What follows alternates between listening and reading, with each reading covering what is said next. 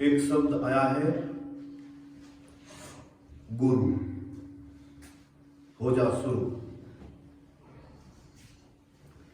गुरु का अर्थ क्या है?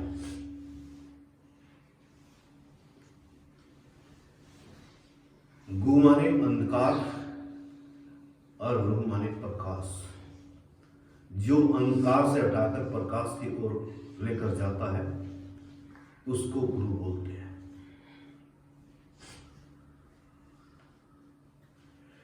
गुरु बिन भव निधि तरई न कोई, जो बिरंची शंकर सब हुई। तुलसीदास ने बहुत सुंदर लिखा है कि अगर कोई शंकर भगवान के सामान, उसका मान सम्मान अगर होता हो और उसके जीवन में भी अगर गुरु नहीं है तो वो भी बेकार है। गुरु एंटीबायोटिक होता है। अब किसी के पास में जाओ, कहीं आप कोचिंग के लिए जाओ, कोई आपको इंग्लिश की कोचिंग कराएगा, कोई केमिस्ट्री की, कोई अलग अलग सब्जेक्ट के हिसाब से कोचिंग होती है, लेकिन गुरु के पास में ईश्वर का दिया हुआ सिस्टम ऐसा होता है कि सब तरफ का ही ज्ञान होता है, तो उसको गुरु कहा जाता है। अब गुरु जो है वो ऐसा नहीं है कि सोच लीजिए कोई गुरु बनने के लिए जीवन में उसको त्याग करना पड़ेगा, और जब वो त्याग करेगा तब जाकर उसको उसकी ज्ञान की प्राप्ति होगी।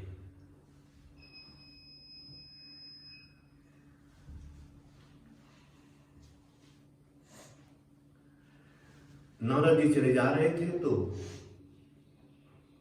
रास्ते में घनघोर सुनसान जंगल था, तो वहां रास्ते में एक बदमाश ने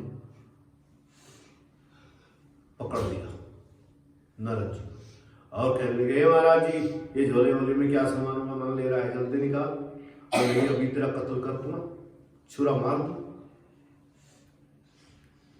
नारद जी ने कहा कि लो भाई, आज तो हमें भी कोई लूटने के लिए आ गया है। कहते हैं कि इधर उधर की चीजें, संसार की चीजें व्यक्ति लूटता रहता है, वे पता नहीं कब छूट जाए, कब धोखा दे जाए। लेकिन किसी महापुरुष ने कहा है कि अगर संत को लूट ले तो उसका बेड़ा पार हो जाता है, जो गुरु को लूट ले। अब गुरु को लूटने का मतलब ये नहीं समझना है अभी मैं जा रहा हूं और तुम्हें पता लगा, कहने गुरु जी आज फला रास्ते से वहां जाएंगे, कहने का सामान सुन, सब मोबाइल सब लूट लो। उस लूटने का जो मतलब है कुछ और है। जो कि गुरु से किसी को प्रेम हो जाता है और प्रेम के उसी कारण ही भगवान और गुरु बन जाता है। मेरा भांकले में जाने का कारण कोई और नहीं था, आश्रम तो कहीं हो रहा था, लेकिन वो अर्जुन का ही कारण था, क्योंकि उसकी प्रेम निष्ठा गुरु भक्ति हमारे प्रति, भगवान के प्रति इतनी दृढ़ थी कि वो 7 दूनी 14-15 किलोमीटर साइकिल की लोड फेर चलाकर मेरे पास पहुंचता था। मुझे भी कई बार होता था इस बात का कि यार छोटा बच्चा है, 6 क्लास में था उस टाइम, और उनका ये 2 गांव पार करके, 3 गांव पार करके यहाँ आश्रम पे आता है। बड़ी हिम्मत है इसकी, बड़ी श्रद्धा है। तो कहते हैं कि ये होता है लूटना। तो उसने गुरु के प्रति इतनी सहानुभूति, इतना प्रेम दिखाया कि हमको उसके प्रेम के कारण ही 10 साल उसके गांव में रहना पड़ा, वहीं अपना योग का सेंटर बनाना पड़ा। तो ये होता है लूटाई।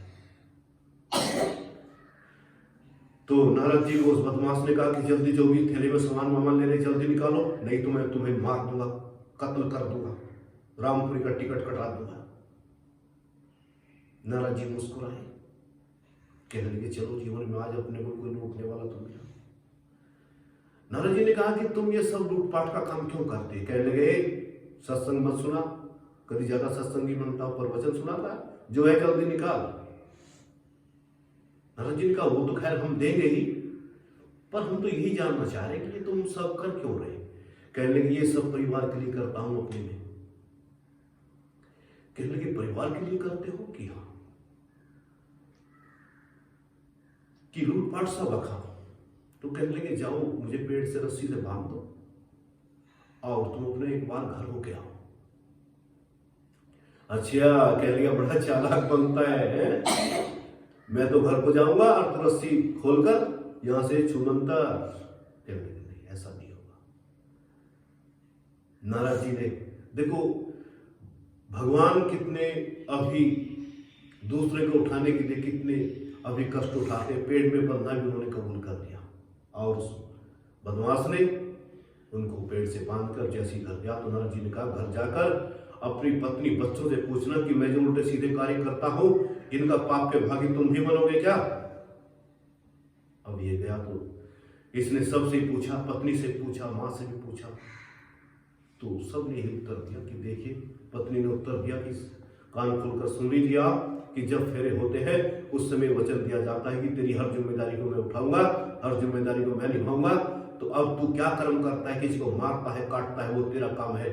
भरण पोषण करना वो तेरी जिम्मेदारी किस प्रकार से करता है। हम तेरे कर्म में अभी भागी क्यों होंगे, अपना कर्म तू भुगतेगा। बस ये सुनते ही बदमाश वापसी आया, और जैसे ही वापसी आया तो आकर नारद जी के चरण पकड़ लिए और लिपट गया और बहुत रोया।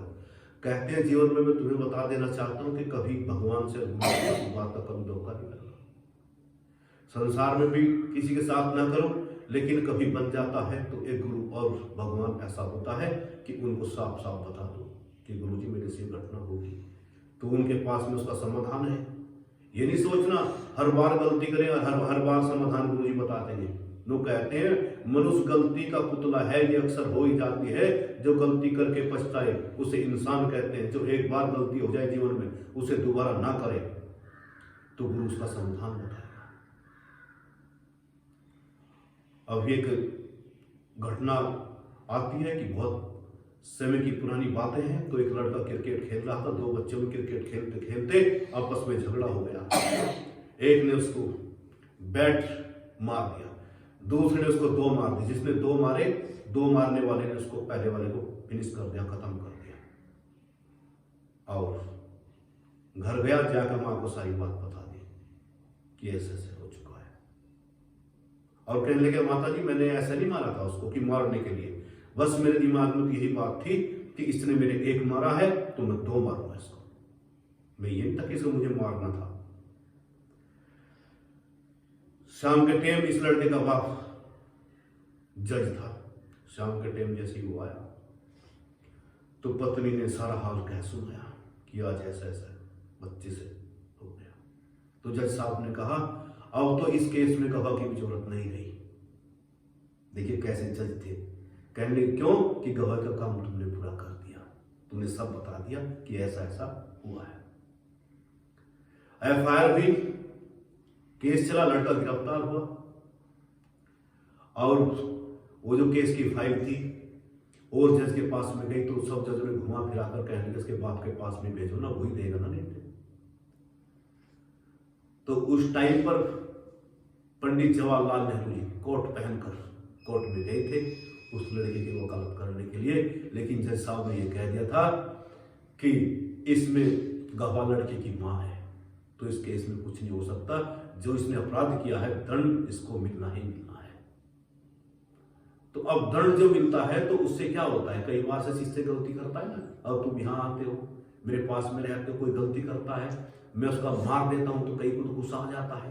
जो पक्के वाला शिष्य है वो समझ लेता है गुरु यही मामले को दफा दफा करने पर लगा। तो अब नारद जी जब निपट गया तो बहुत रोया। कहते कि संत के सामने अगर भगवान के सामने कोई सच्चे भाव से रोता है, संसार के सामने तो रोते रहते, ये चीज नहीं मिला, ये मोबाइल नहीं मिला, ये नहीं मिला, रोते रहते हैं। लेकिन इस रोने में भी अंतर है। कभी एक्सपेरिमेंट करके देखना अपने जीवन का।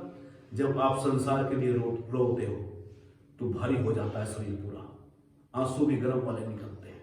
और जब कभी भगवान के लिए रो, किसी की अच्छाई के लिए रो, कितना अच्छा था मेरा दोस्त था, जो भी था, गुरु था, भगवान था, तो आंसू भी शीतल आंसू निकलेंगे उस टाइम पर। और शरीर का जो आपके ऊपर भार था वो भी समाप्त हो जाता है।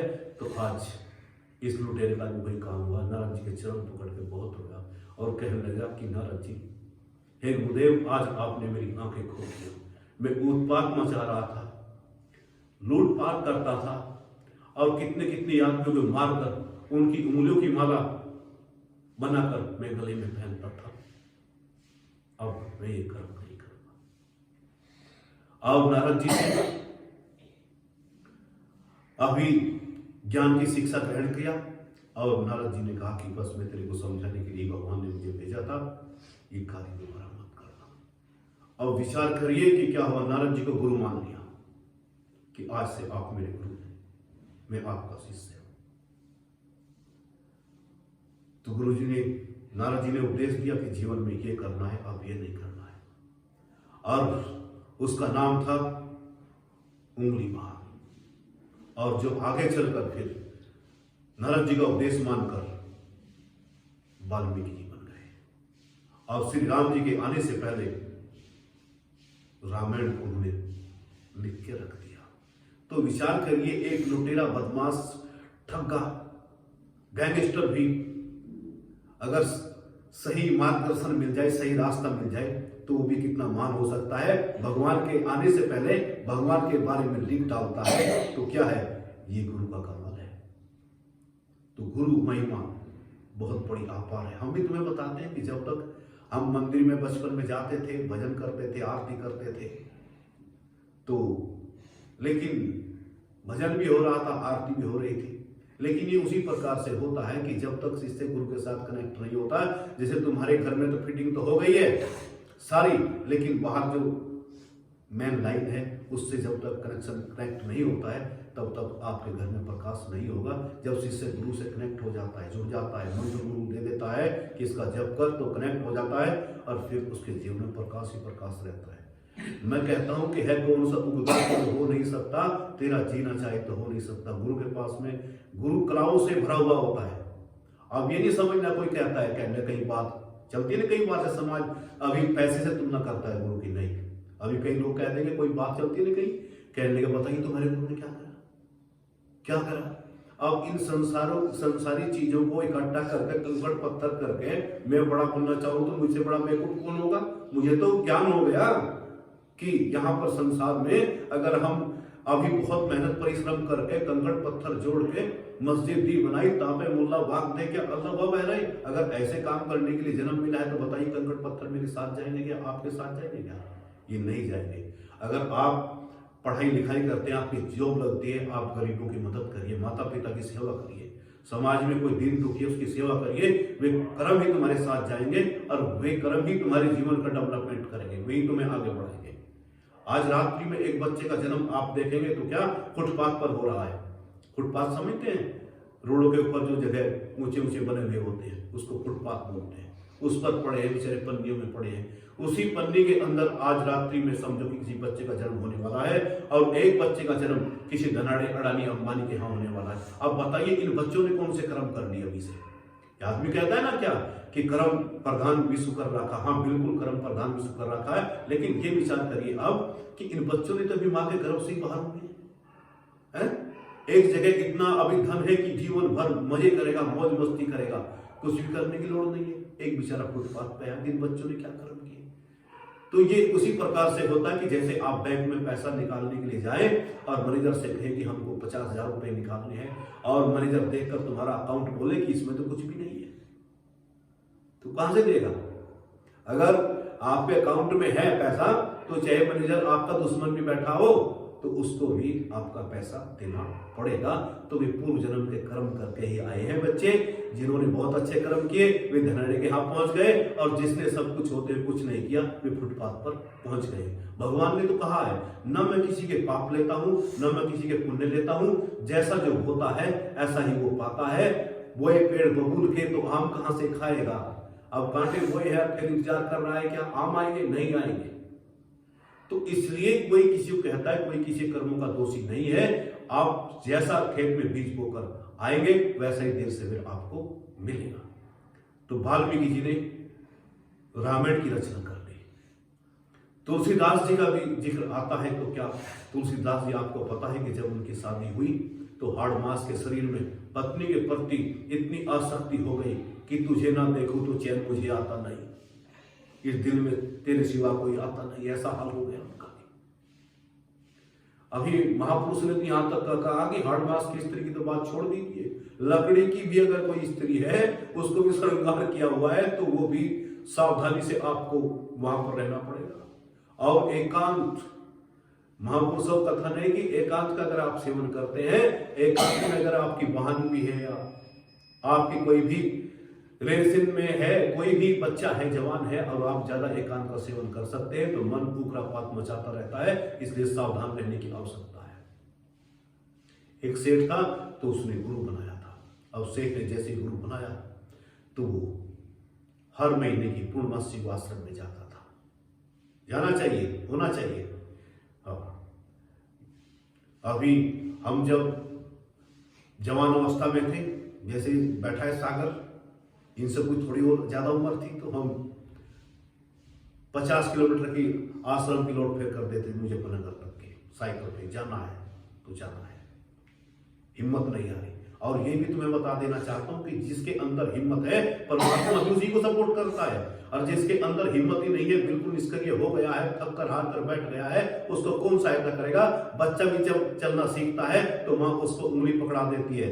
अब कुछ सहारा वो अपना करता है, कुछ माँ की उंगली का है, तो चलना सीख जाता है। अब माँ की उंगली भी अपने बिना परिश्रम के क्या करेगा? बच्चा ही अगर कोशिश नहीं करे तो माँ की उंगली भी बेकार है।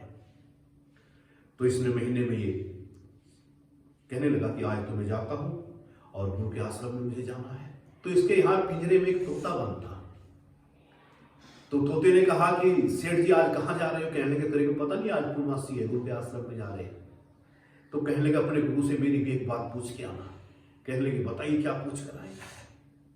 कि कहने लगे पूछ कर आना कि मेरी मुक्ति कैसे होगी, क्योंकि ये बात गुरु ही बता सकता है। कोई पैसे वाला धराने वाला ये बता नहीं सकता, कोई टेक्निकल मिस्त्री बता सकता, कोई इंजीनियर नहीं बना सकता। ये तो बात कोई गुरु ही बता सकता है। तो ये गया, जाकर कीर्तन चल रहा था, जाकर गुरु के चरण स्पर्श किए और प्रणाम किया। और उसके पश्चात में जब सत्संग समापन हुआ तो कहने गुरु जी मेरे यहाँ पिंजरे में एक तोता बंद है और उसने पूछा है मेरी मुक्ति कैसे होगी। कहने लगे मुक्ति कैसे होगी? तोता पूछ रहा पिंजरे में। इतने शब्द सुनते ही गुरु जी तख्त पर, व्यासपीठ पर जैसे मैं बैठा हूं, एकदम से पीछे बेहोश। सेठ ने देखा कि गड़बड़ हो गया, अब मर गया। गुरु जी गया तो सेठ दबे पांव से चुपचाप आश्रम में से निकलकर अपना बैग उठाकर खटपट झटपट नटखट करते हुए घर पहुंचा। जैसे गया तो तोते ने अपनी भाषा में कहा कि सेठ जी हमारी बात गुरु से पूछ के आए। कहने लगे शांत हो जा, तेरी बात गुरु से पूछ गया, तेरी बात ने तो मेरे गुरु को ईश्वर गुरु का टिकट बता दिया। कहने क्या हुआ कि मर गए? जब मैंने बताया कि मेरे घर में तोता पिंजरे में बंद है और वो मुक्ति का रास्ता पूछ रहा है, तो गुरु ये सब सुनते ही मर गया। गुरु मर गया मेरा। ये सब सुनते तोता भी मर गया। सेठ को बड़ा आश्चर्य हुआ कि तोते की बात गुरु को बताई तो गुरु गया, और गुरु की बात तोते को बताई तो तोता गया। अब मरे हुए कौन रखना चाहता है? हम तुम सब यहाँ पर बैठे हैं तो कब तक बैठे रहो? अभी थोड़ी देर के बाद में पता लग जाए कि राम नाम सत्य हो गया है, तो फिर क्या होगा? कोई लकड़ी काटेगा, कोई गोसे की मुंगी लगाया, कोई कुछ करेगा, सब अपने काम पर लग जाएंगे। जल्दी करो। तो तुम्हारी कीमत किससे है? तुम्हारी कीमत ईश्वर से है। जब तक ईश्वर तुम्हारे साथ में कनेक्ट है तब तक तुम्हारी वैल्यू है, और उसका कनेक्शन करते तुम्हारी कोई वैल्यू नहीं है। पेड़ कब तक हरा है? पेड़ तब तक ही हरा है जब तक वो जमीन के साथ में कनेक्ट होता है, और आप जमीन से उसे उखाड़ दीजिए, वो बेचारा सूख जाता है। तो अब मरे को कौन रखना चाहता है? सेठ ने पिंजरा खोला, तोते को पकड़ा, और तोते को पकड़कर बाहर खिड़की से, जंगल था, वो जैसी फेंक दिया झाड़ी में। जैसी वो फेंका, वो तोता तो उड़ाई लेकर उड़ गया। इसने कहा ये क्या कमाल हुआ, ये कैसे उड़ गया? तो मर गया था। कुछ दाल में काला है कि पूरी दाल ही खाली है। अब ये बेचारा सवाली सीधा आश्रम में गया तो देखे क्या गुरु जी कीर्तन कर रहे, श्री कृष्ण गोविंद हरे मुरारी हे नारायण वासुदेवाय। कहने लगे गुरु जी आप तो मर गए थे। कहने लगे मरे मेरे दुश्मन, मैं क्यों मरता? कि आप तो मर गए थे उस टाइम। कहने लगे मरा नहीं था, उत्तर ही कुछ तेरे क्वेश्चन का टेढ़ा था। उसने पूछा था तोते ने क्या कि मेरी मुक्ति कैसे होगी, तो मैंने उसको बताया अगर मुक्त होना है तो मरना पड़ेगा। तोता कहाँ है तेरा? कहने लगा तोता तो उड़ गया। कैसे उड़ गया? कहने लगा जैसे ही मैं गया और तोते ने मेरे से पूछा कि गुरुजी से मेरी बात पूछी तो मैंने बताया कि गुरु ने ऐसे ऐसे मुझे बताया, तो वो भी पिंजरे में मर गया था। मैंने सोचा कि मर गया है, और मैंने जब पिंजरा खोल के उसको निकाल कर फेंका तो गुरुदेव वो उड़ाई भरकर उड़ गया। तो रास्ता कौन बताता है? रास्ता गुरु बताता है। और गुरु के पास में जीवन जीने की ऐसी सी कलाएं आपके पास में है कि अगर आप जीवन में उन कलाओं का उपयोग करते रहोगे जीवन में, तो आपको कभी कोई भी प्रॉब्लम नहीं होगी। एक बगीचा था, बड़ा सुंदर बगीचा था। तो पहले तुमने देखे हो बरगद के पेड़ होते थे, बड़े बड़े पेड़ होते थे, तो उनमें खोकर होती थी, उसको खोकर बोलते हैं गांव की भाषा में। जैसे किसी अपना मकान हम बनाते हैं, ऐसे पक्षी भी उस पेड़ के अंदर जो खोखरी जगह होती है, जिसमें जगह होती है, उसमें भी बैठ जाते हैं। तो एक शिकारी था, तो वो तोते पकड़कर बेचता था, तोते पकड़ने और बेचने। तो एक दिन वो उस जंगल में गया, तो उस पेड़ के अंदर 101 तोते रहते थे, पूरे गिने गिनाए। तो शिकारी जो शाम के टाइम घूम रहा था, तो उसने देखा तोते अपना बाहर से चुप चुप कर दाना पानी चुप कर सब तोते आ रहे थे, पेड़ के अंदर घुस रहे थे। और जैसे ही वो इस अंदर घुसते जाते, और जो शिकारी था उसकी प्रसन्नता का कोई ठिकाना नहीं रहा। कहने लगे भगवान ने खाक सुना तो कई बार था मैंने क्या कि जब तू देता है तो छप्पर फाड़ के देता है, तो आज मैंने देख लिया, आज तू लाठी लग गई मेरी, क्यों तोते जा रही थी। कहने लगा बस उसे पता था निकलने कोई रास्ता ही, सारों को पकड़ दूंगा, सारों को बाजार में बेच दूंगा, एक दिन में कई दिन की दिहाड़ी निकल जाएगी। जब सब तोते अंदर चले गए, इसने कहा कि हाँ अब काम बन गया है। और जैसे इसने फिर उसमें हाथ डाला, तो जो तोते को पकड़ने की कोशिश करी, तोते फर फर फर करने लगे। कहने गुरुजी उनमें एक उनका गुरु भी था, तोतों का गुरु होता है। कहने गुरुजी समस्या नहीं, आज फंस गए। गुरु ने कहा क्या बात होगी बच्चों? कहने का शिकारी सबको पकड़ लेगा।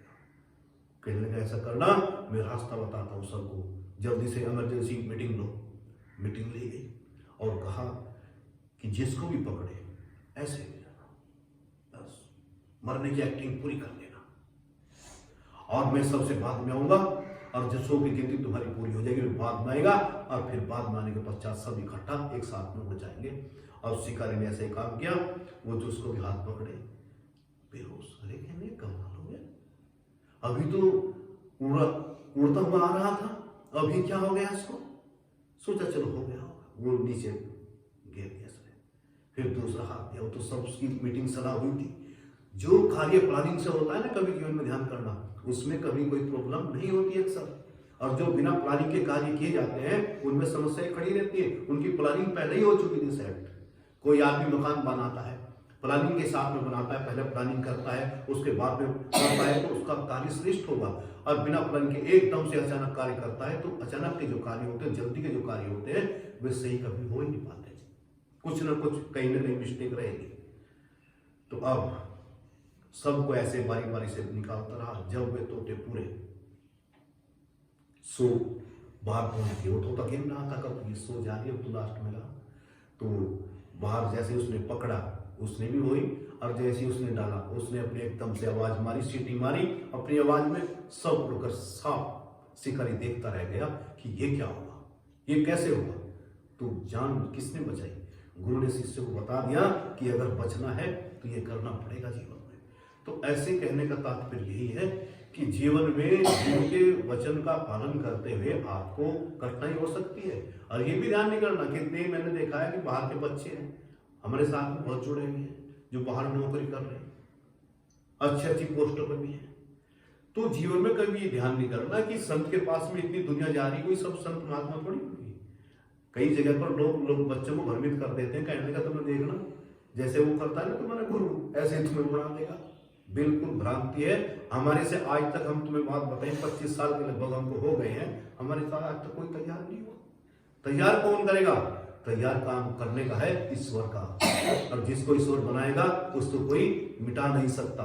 ये बात जीवन में ध्यान रखो। तो आगे बढ़ने के लिए जीवन में जो बातें बताई जाती हैं, गुरु पर दृढ़ विश्वास होना चाहिए शिष्य को। कभी कोई दूसरा भी कहते हैं, कितने के होते ना शिष्य कानों के कच्चे होते हैं, और किसी ने पिन मार दी, कहने लगा भाई वहां जाते हो तुम बेकार क्या करते हो, वहां झाड़ू मारनी ये मारनी भला इस काम खातर। तो जो समझदार शिष्य होता है वो उनकी बातों पर नहीं जाता, उसको कहते हैं कानून का पक्का। अब इस सीख भी बहुत खतरनाक होती है। मंत्र ने किसको सीख दी थी? कैकेयी को दी थी। तो राम जी को 14 वर्ष का वनवास करा दिया। इसलिए कोई हल्की बात करता हो, ऐसे लोगों के संपर्क में न रहो। मैं सच्चे दिल से तुम्हें कहता हूं कि तुम्हें गिराने वाले तो हजारों खड़े हैं, लेकिन तुम्हें उठाने वाला, आगे बढ़ाने वाला कोई मिलेगा, और वही तुम्हें उठा सकता है जिसके अंदर तुम्हारे प्रति कुछ लोभ ना हो। अब तुम यहाँ आते हो, मैं तुम्हारे से क्या लोभ करना चाहता हूँ? क्या तुम्हारे पास में है? क्या मुझे तुम दे सकते हो? बस मैं यही चाहता हूँ।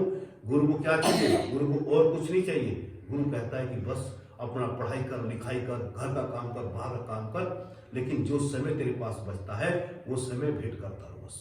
क्योंकि उस समय में ही मैं तेरे दिमाग को, तेरी काया को, तेरे माइंड को मैं बदल के रख दूंगा, अगर तू हिम्मत रखे। सुभाष चंद्र बोस जी का नारा था, क्या नारा था? तुम मुझे खून दो, मैं तुम्हें आजादी दूंगा। तो आप समय देते रहो, अब आपका डेवलपमेंट जीवन का होता रहेगा। ये कोई संसारी की बात नहीं है, एक संत की बात है। कहते हैं क्या? हम झूठ का व्यापार नहीं करते, हम सत्य का व्यापार करते हैं, और सत्य लोगों को कड़वा लगता है, इसीलिए लोग भाग जाते हैं। कहने क्या कि गुरु तो बहुत कड़वी दवाई देता है। भागो, कड़वी दवाई काम करेगी। आंवला कभी तुमने खाया हो तो तुम्हें पता है, आंवले का स्वाद जो होता है बड़ा कैसीला होता है, कड़वा होता है, लेकिन गुणकारी वो बड़ा होता है। आज तुम यहाँ समय दे रहे हो, मैं दुनिया में रहूं या ना रहूं, लेकिन ये बातें तो तुम्हारे साथ रहेंगी, और तुम कहोगे कि ईश्वर की बड़ी अनुकंपा हुई थी। ये ईश्वर की अनुकंपा है। आप मेरे पास आ रहे हैं, यहाँ से योग आसन कर रहे, ये सब ईश्वर की अनुकंपा है। ईश्वर कुछ पूर्व जन्म का हमारा तुम्हारा संस्कार है, संस्कारों से ही तो मिलन होता है। तो जीवन में अपने जीवन को आगे बढ़ाने के लिए जीवन में बहुत इंपॉर्टेंट है कि आप संतों की बात का अनुसरण करें। संतों ने पता नहीं कितने को जीवन बदल दिया है। कहते हैं कि बाहर की क्रीम, पाउडर, लिपस्टिक, ये तो तुम्हारे बाहर के अभी चेहरे को बदलती क्या है, बुरा हाल करती है। जून का महीना था, एक फुल ब्लैक व्रत थी। उस जोनी शिष्य ने मुझे बता, कहने लगे मुझे भी टेम्पो में सहारनपुर जाना पड़ रहा था। जून का महीना, कहने लगे लिपस्टिक भी लगाई हुई, क्रीम भी लगाई हुई, पैसे भी निकालिए, और कहने लगा पसीना जब पड़ रहा ऐसा लग रहा कि जैसे ये कोई डैम बन चुकी है। अरे भगवान ने आपको शरीर दिया है, इसकी और क्रीम, लिपस्टिक करके क्या करते हो? इसकी अच्छे तरीके से सफाई रखिए, और अपने अंदर के जो अवगुण है उन्हें निकाल दीजिए। भगवान श्री कृष्ण जी कितने सुंदर थे, आपको पता है?